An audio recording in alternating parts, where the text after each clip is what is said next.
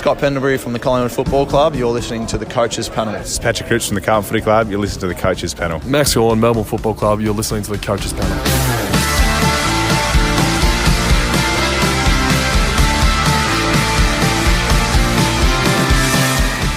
You did it. You've made it to the top 10 of my 50 most relevant players for 2025. None of the names should shock you, but the ordering of who, where, and why, that's what we're going to unpack throughout these final few episodes of this year's edition of the 50 most relevant. Andrew Brayshaw opening up the top 10. Who are we talking about? And who are we talking with? All right. I gave a Fremantle player to somebody else a couple of days ago. And while there was no direct what the heck MJ message, I just had to avoid it happening again. The Coaches Panel own our Fremantle supporting friend. It is MiniMonk. Hello, mate. Talking about a very, very dear part of your heart today with Andrew Brayshaw. Absolutely. I had to push for a Fremantle player to be in the top 10, even if it was just 10. The same way that you used to push for Josh Kelly to make it. But I think that there's a very good reason why Andrew Brayshaw is inside of the top 10 of your 50 most relevant, and I'm very keen to unpack that with you today. Definitely much more founded than my love of Josh Kelly over the last couple of years and his fantasy relevance, that is for sure. Still trying to get him in a keeper league. We'll see how we go. A seasonal average of 104.6 last year in AFL Fantasy. So that means still over $1 million price point, closer to the $1.1 million price point too in AFL Fantasy and Dream Team, while in SuperCoach, better than you think. A 109.8 seasonal return, priced at $591,800 last year. A season high score in that format of SuperCoach against the Giants, it was a 147, while you just roll it back a couple years earlier. 190 against the Tigers. He has not just shown ceiling of 140s, 150s territories. He's knocking on the door of the 200 club. While in AFL Fantasy, a 148 for us last year, nowhere near his career high. 181 against the Saints. Imagine putting a VC or a C on a player with that potential in that week.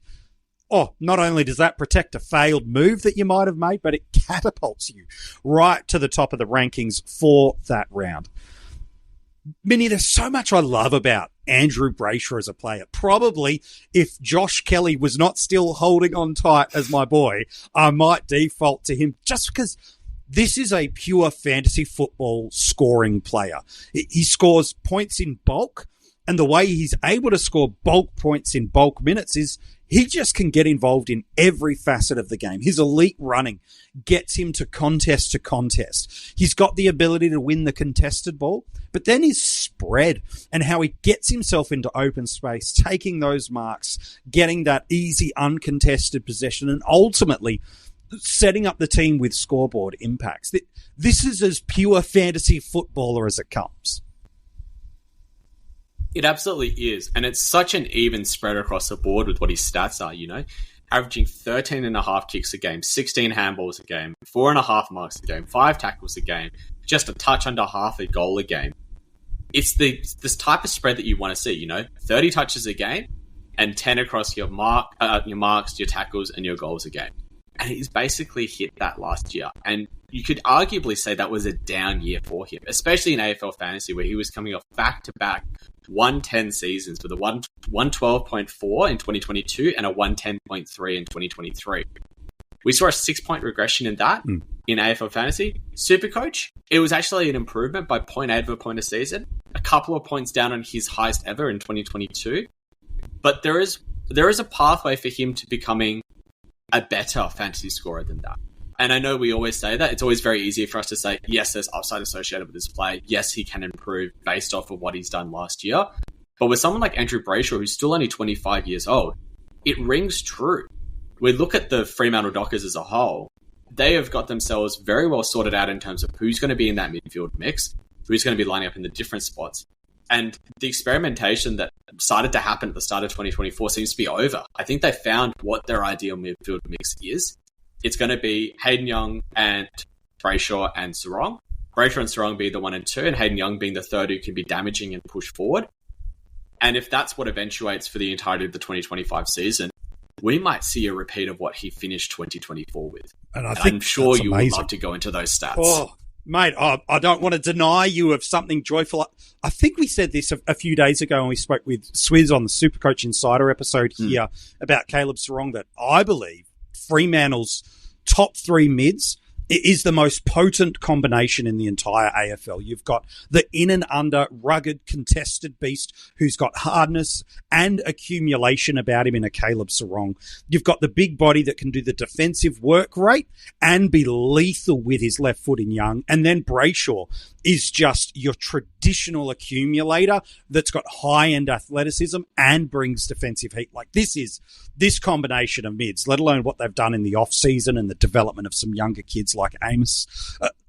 All systems go as far as I'm concerned for the Fremantle train in 2025. But last year, he was top 10 in the league for handballs, score involvements, effective disposals, uncontested possessions, and disposals. So we unpack it.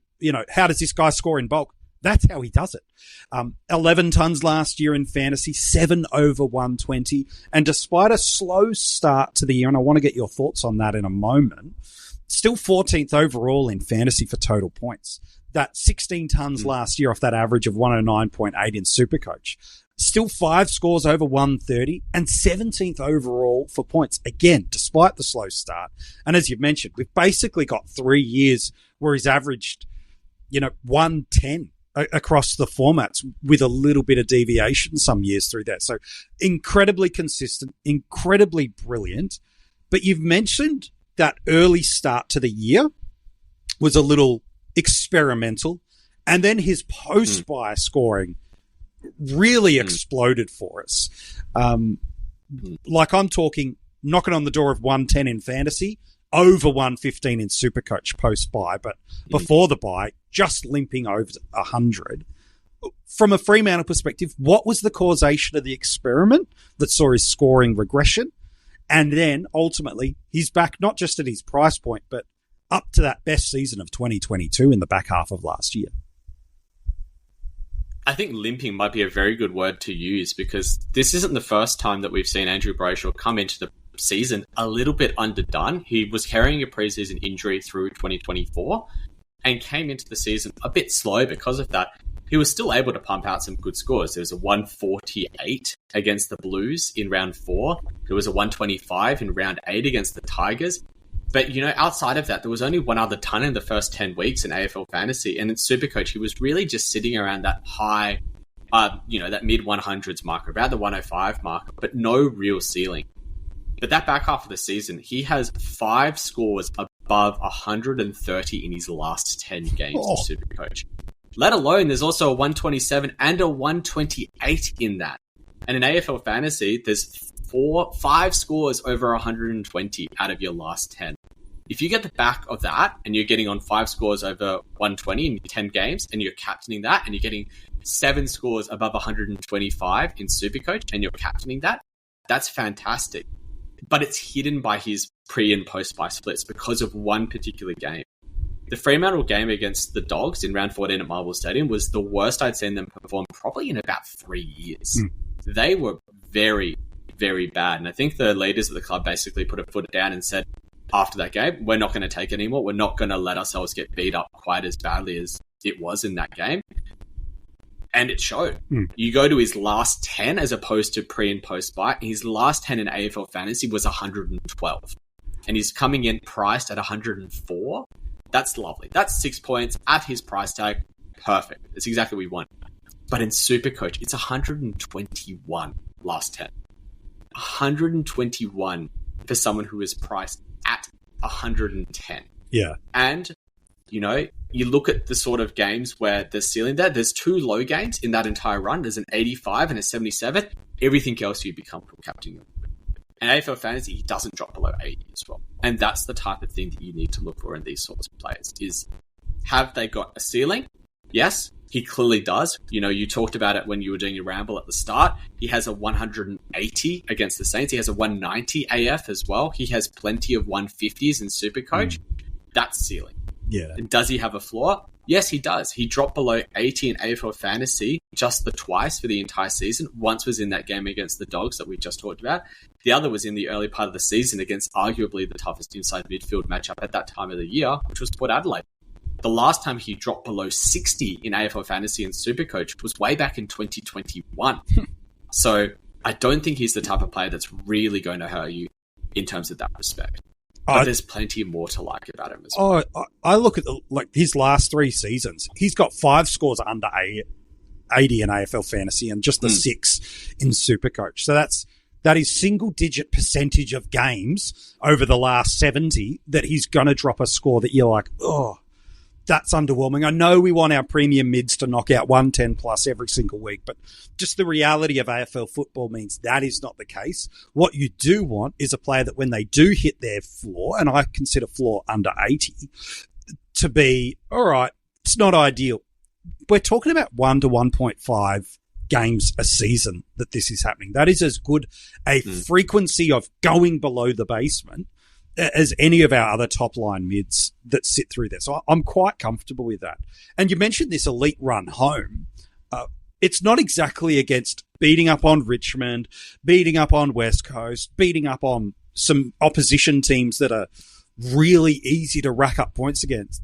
This is against teams that were top 5 difficult to score against for inside mids at various portions of the year. So we can sometimes, in our preseason research, run through trends and a run of games and go, oh, well, that's what he is. And I go, yeah, but they've got 3 or 4 of the easiest matchups back to back to back. It's how Tom Green was such a great starting pick last year because he had the 2 easiest midfield matchups to start the year, and he did well to deliver on that. Brayshaw's got a very traditional, couple of easy matchups and a couple of the more difficult ones through there. And what caught my eye, and I know it's caught yours too, through that back home run, his market share of points in AFL Fantasy drastically changed in that back portion of the year too, as in comparison to the front half of the year as well.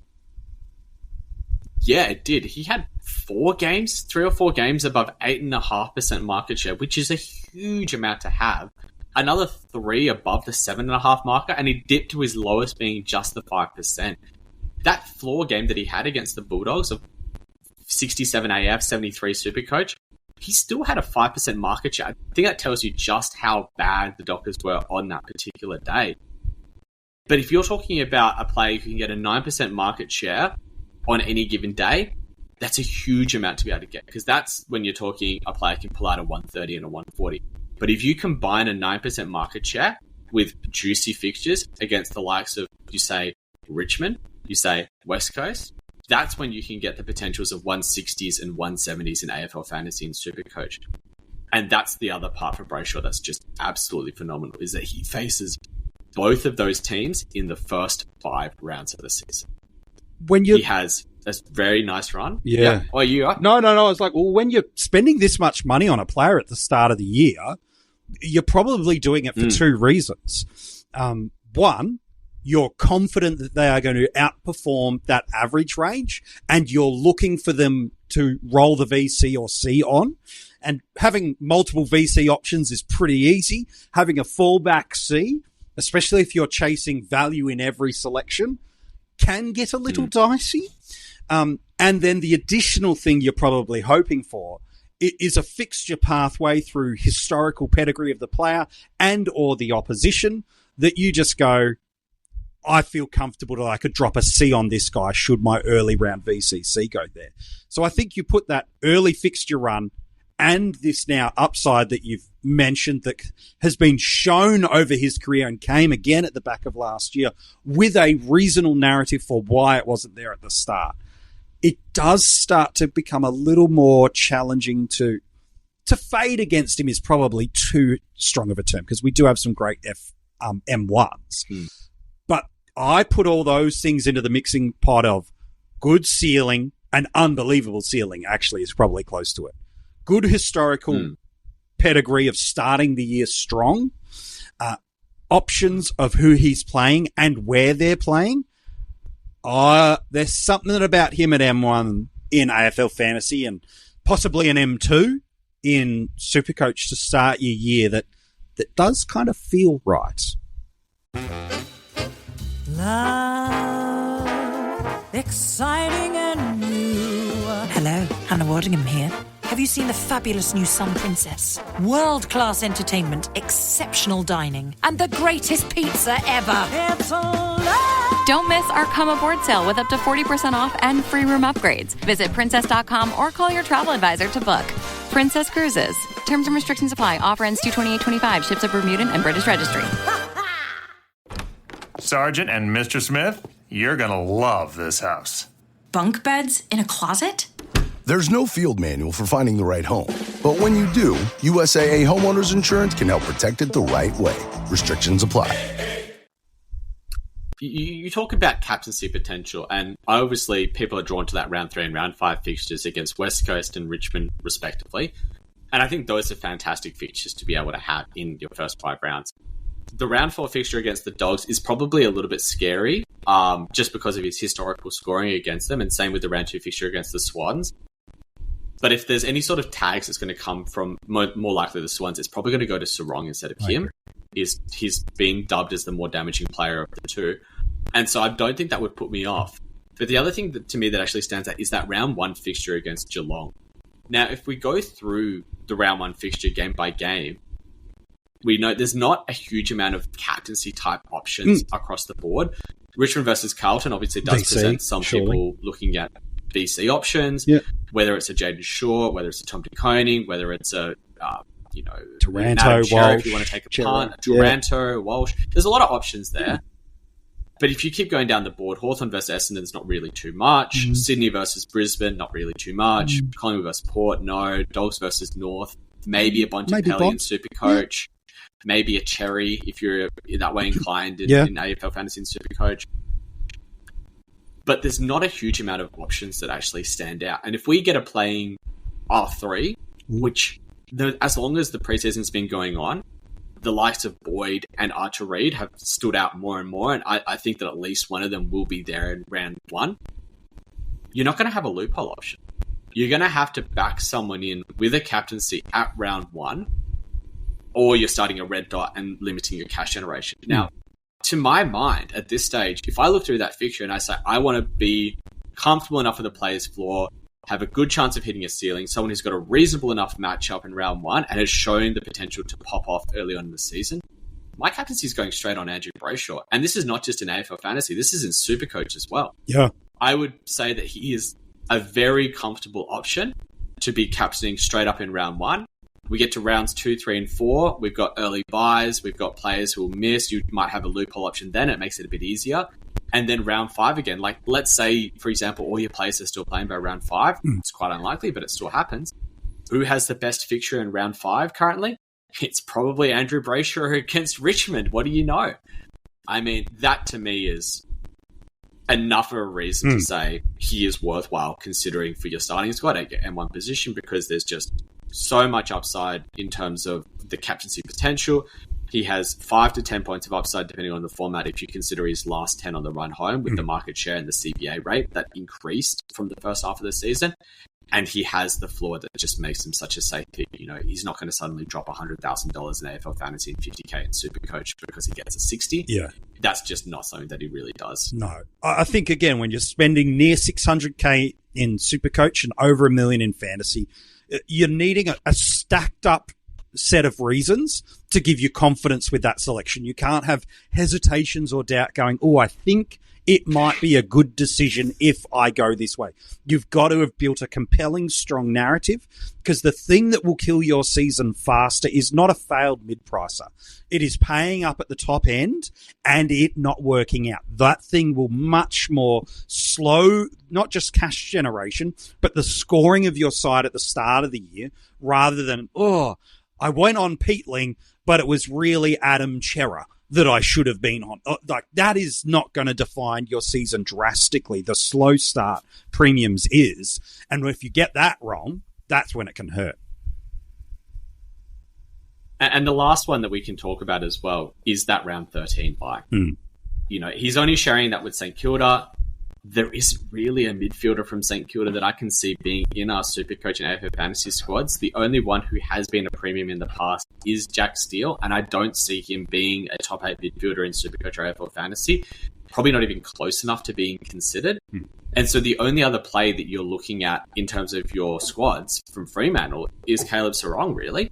So if you're going to start one of them, which I would suggest either starting Sarong or Brayshaw is a reasonable option, but starting one of them and just saying, I'm tucking away this player at the round 13 bye, I've got my coverage in that bye sorted, I think that's another great reason why you can consider him. You put that favourable mid-season bye, you stack that on the shelf. You take the fact that he hasn't missed a game of football for the last 3 years, so incredibly durable. Stack that on the shelf. You throw in the fact that his scoring floor of under 80 is less than 6 across the formats in the last 3 years. Stack that on the shelf. You throw in the fact that he's got a 62% conversion rate of games played to tons in AFL Fantasy. And when he does get a ton, it's over 54% conversion, that it's over 120. Stack it on the shelf. For Supercoaches, it's a 64% conversion of games to hundreds in the last 3 years and a 55% conversion of hundreds to 120 plus scores. You stack that on the shelf. You throw the early season fixture. You throw the pathway to the end of last year and throw that on the shelf. And then literally the worst case scenario is Brayshaw delivers at what he's priced at. That really feels like the worst case outcome. You start stacking up all these variables and it does feel quite compelling, let alone the fixture, that maybe, just maybe, there's a Fremantle top-end mid that you should be going for. It was just a few days ago we talked about Caleb Sarong with Swizz. Very similar sentiments. I'm of the belief that you need to probably have one of these Fremantle premium mids, because I think one, if not both, could absolutely come out of the gate firing, let alone what a Hayden Young could do in Supercoach as well too. So I'm quite strong on a Fremantle premium mid to start the year. Who am I more strong on? Maybe my ranking of who I've got where in the 50 most relevant might give some level of leaning. But on draft day, it is all aboard. What are you going to do at your M1 spot? And when do you hit your M1 spot? Here at the Coaches Panel, we choose to draft on the Keeper platform. You can do your single season, your dynasty, and your Keeper leagues. The customization is incredible. If you're doing a Keeper and a dynasty league and you've got preseason trades and picks, I literally did one this morning and it took me 2 seconds. It's too easy. Like, you could trade away your team a little too carelessly in this. They've made it so easy for you as a commissioner and a player. You've got to be doing your drafts on the Keeper platform in 2025. Where do you see him going, MiniMonk? Is it different depending on if you're doing a more Supercoach scoring league as opposed to an AFL Fantasy scoring league? Is it drastically different to you, or is he in a pretty similar tiered spot? I think that it's slightly different between the two formats. I think that people will look to his historical scoring in AFL Fantasy and say, he's a player who's done 110 already twice in his year. He's still 25 years old. Even Stevie Pearce was like, I would rank him as one of my top 3 midfielders for the 2025 season. And if that's something from someone who's what many would consider the draft expert in the AFL Fantasy space, I think that's saying a lot. There's a world, though, that he gets to the end of the first round just because of the options that people are wanting to take in the ruck line, the options people are wanting to take in the forward line and defence. I personally rank him as a top 5 midfielder in AFL Fantasy, and I think that he should be going by the end of the first round. And if you're on the turn and getting him, you should be lapping it up. I think in Supercoach, because of the dominance of the ruckman and because of the quality of some of those other midfielders, I'm talking the likes of Bontempelli, of Butters, of Dacos, I think that they'll all push him down a bit, and I think I'd probably rank him just at about the M8, M10 marker. And so he's probably the early second rounder to mid second rounder type pick. It's not a huge difference. Clearly, he knows how to find the pill, and clearly he can score well in both formats. it's just because of the fact that there's probably better options than SuperCoach that knocks him down rather than him not being a good option whatsoever. Yeah, I could still happily take him as an M1 in SuperCoach if in the first round I've locked away one of those top-end rucks, or I've gone and got myself a Sheasel type through there. I'd happily have him as M1 on the premise that I've locked away one of those other positions. Otherwise, him at M2, if you are rolling mid in SuperCoach, happy days. You're starting super strong through there as well. I'm very much a similar sentiment with you on where Brayshaw goes on draft day. Hey, mate, always a pleasure talking with you. What is this now? 2 days in a row? It was Tom Green yesterday, Andrew Brayshaw today. I promise you can have a day off tomorrow. Oh, thank you very much. But do I have a day off for the rest of the top 10? No, I'll bring you back a couple of times. There we go. That'll be fun. It's good to chat with you about a Freo Docker, but I don't think the last two that I've got to have a chat with you about a Freo Docker. So that's a little spoiler from my part, but I don't think that should be a big shock to anyone. Look out, Jordan Clark, number 1 in the 50 most relevant. It is on, my friends. It is happening. It's not happening. If you want to go back and check any of the other players we've revealed so far in the 50 most relevant, you can. Wherever you're checking out this episode is where you can check out all of the others. If you're watching on YouTube and you haven't subscribed yet, friend, come on, help a brother out. Just hit that button. It makes a huge difference for us. And comment below if you are watching on YouTube, what do you think he's going to average in 2025? I'm keen on your thoughts. You can also get these audio podcasts wherever you get an audio podcast. Simply search for the Coaches Panel, subscribe to the channel, and give us a 5-star rating. And inside the description of this episode, all the details of where you can get in touch with us across social media. It is where you can get your hands on some Coaches Panel merch. You get a little gift direct from me. That's all I'll say. And once you order on the store and get your merch, you get a gift from me. What that is, only those that have ordered merch know what it is. So if you'd like to support the Coaches Panel, get some merch, and Curiosities just wants you to know what the gift is, you can just find all the details for that inside the description of our episode here, as well as become a Patreon. Our breakout and premium tiers are getting these episodes a day early, but they're also getting our 2025 draft ranks. It includes our projected ranges for the Keeper platform as well. So make sure you jump in there, check that out. Still plenty of stuff to come from the Coaches Panel this preseason. Take a breath. Would you like to know who starts us in single digits? Well, I'll narrow the field for you, but let's be honest, it's pretty narrow now. You shouldn't be thinking, oh, I wonder, is the surprise a name? Probably not. Maybe the position, but not the name. So let's narrow the field by giving you a little bit of positional stability. In many people's eyes, he is going to be the number 1 forward by season's end. But will he get there by one of 2 ways? Because there's really only 2 ways. Is it natural progression that gets him there? Or is it a move back into a full-time midfield role? Or is it a move into it for his first time ever? You'll find out tomorrow in the 50 Most Relevant.